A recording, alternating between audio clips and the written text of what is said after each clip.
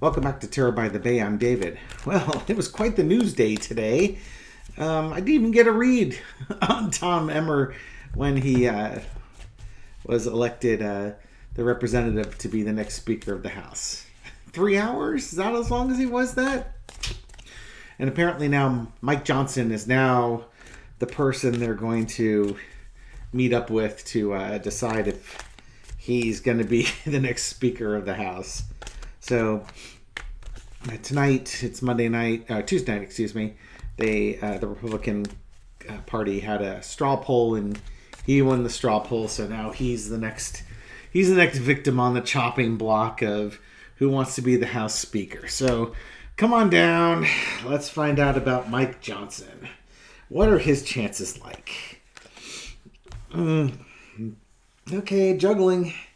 Now, mind you, I looked up Mike Johnson, anti-LGBTQ. He supported Trump's Muslim ban. He wants prayer in schools, against abortion, thinks marijuana is a gateway drug, etc., etc., etc. You know, typical Republican talking points, and he's a member of the Freedom Caucus. So this is no great person here.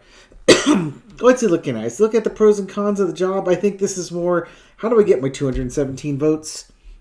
Is there even a chance I get 217 votes? Imagine the MAGA faction will maybe support this guy. Four Swords. He's up there, but now he has to think about, now that I've been nominated, do I really want this? How badly do I want this? Now they'll have the vote tomorrow, and they're going to find out that I think for Mike Johnson, like 24, 25 people voted for Kevin McCarthy. So the McCarthyites are out there, just like the MAGA faction. So here's kind of what's going on. The MAGA faction, there's like about 25 of them, won't take anybody who's a traditional conservative Republican like Steve Scalise or Tom Emmer. And the McCarthy ones aren't going to take Jim Jordan, or in this case, Mike Johnson. So there's always going to be 25 people who are just going to dig in their heels and not support the candidate that's being suggested.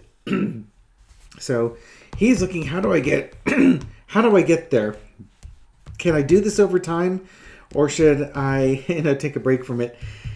And underneath it all, it's the welcome to the party and don't let the door hit you on the butt on the way out. So the Freedom Caucus and the MAGAs are welcoming him, and the McCarthy faction are saying, you can just turn around and leave.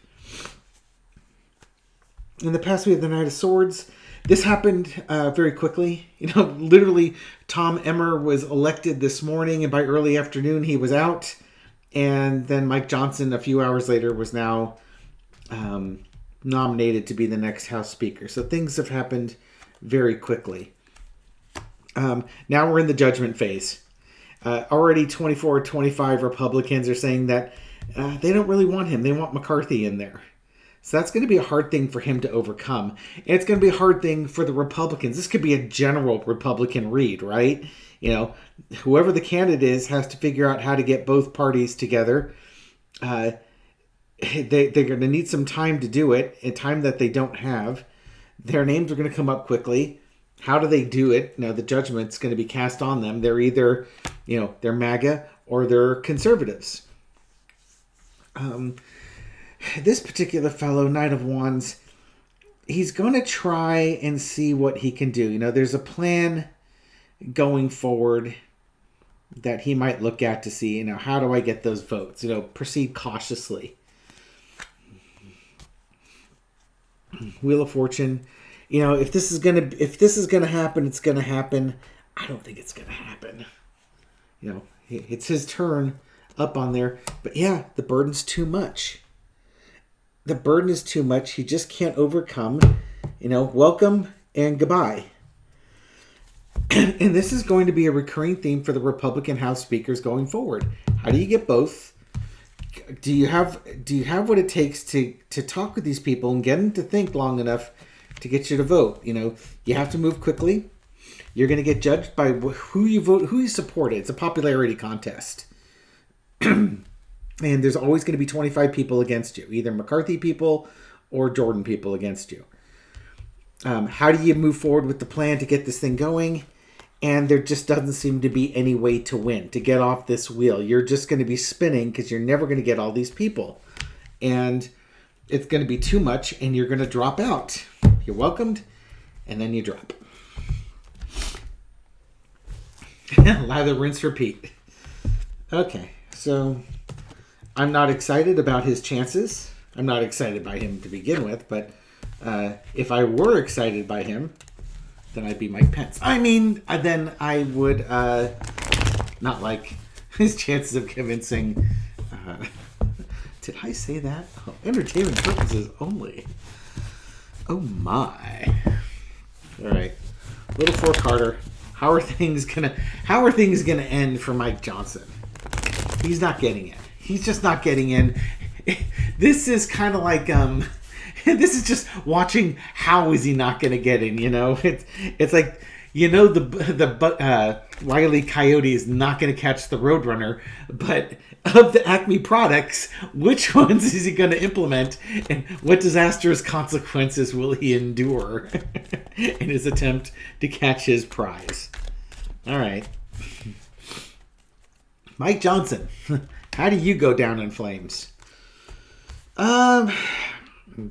Knight of Pentacles, going forward with his message, of his values, Page of Swords, victory in fighting, Hanged Man. How is he going to go down? He doesn't bring the value to the table to get himself to victory. I think willing sacrifice. I think he's going to try and sell himself as somebody who looks at things differently. You know, he's going to try. Here's the interesting thing. He might try to bring a message of party unity to the party, that we need to unite because together we're stronger than apart. You know, the 13 parts of the snake are stronger than the individual parts. But the problem is, he's not, he's not a leader that anybody really wants. He's the Page of Swords, not the King of Swords. He's got the right message. He's just not the right leader. He doesn't have the horsepower behind him. And fight as he may, he's just not going to get over the hump with this. He's not charismatic enough. He's not the person for the job. And that's how it's going to end. So, he may end his campaign tomorrow. He may try and discuss things with other members. I don't envision a floor vote for him. I really don't. Jim Jordan, I do, because, he's bombastic, he's obnoxious, and he's going to force that vote. And, he took that Ace of Wands, and he was just going to beat those, beat the resistance to a pulp. And it didn't work out for him. Now, did it? This guy's going to this guy's going to realize that being a bully isn't going to work. So he's going to try and work on their values and Republican values. And that's not going to work either, because you have a fractionated Republican Party. And right now, they're Hatfields and McCoys.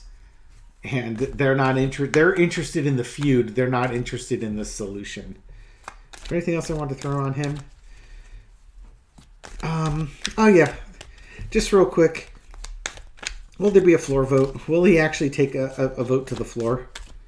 Let's find out. I don't think he will. I don't get the impression that he will. 10 of coins. No, I think I can just leave it right there. I think he's going to determine really quickly. It's over. It's over before it started. Yeah. There's a Chariot. Let's see. Let's throw the cards. Illusion, delusion. He's not going to. Judgment. Yeah. Look at the 10 of coins and 9 of coins. He's going to try. Again, he's going to give it his best spot. His best thing. He's going to talk about, historically how the Republicans stuck together and got things done and changed the world. But what you've got the corporate, the fiscal conservatives, the ones that have lined their pockets through the industrial military complex, and then you've got the Looney Tunes. And the beat moves on. You can push, but this is one and this is the other, and they're not going in the same direction. They're going opposite directions. So, will he get to a vote on the floor? I don't think he will. Well, I guess it depends. I don't think he's Looney Tunes enough to do it. I don't think he's obnoxious enough. I don't know that much about him, and I think that's probably a good thing, because if this was like Marjorie Taylor Greene, then yeah, she'd bring that to the floor because she's obnoxious. But this guy I've never heard of before, so I suspect that he will have a modicum of dignity and not bother humiliating himself with a floor vote if he doesn't have the votes. As Nancy Pelosi says, he can do the math. Okay. Thank you for supporting my channel. I appreciate it. Thank you for all your likes, comments, and shares, and everything you do to feed the YouTube algorithm so my video makes it out to new viewers. To those new viewers, welcome to the channel. I hope you found this reading insightful and mildly humorous, and I'll catch you on the next one. Take care.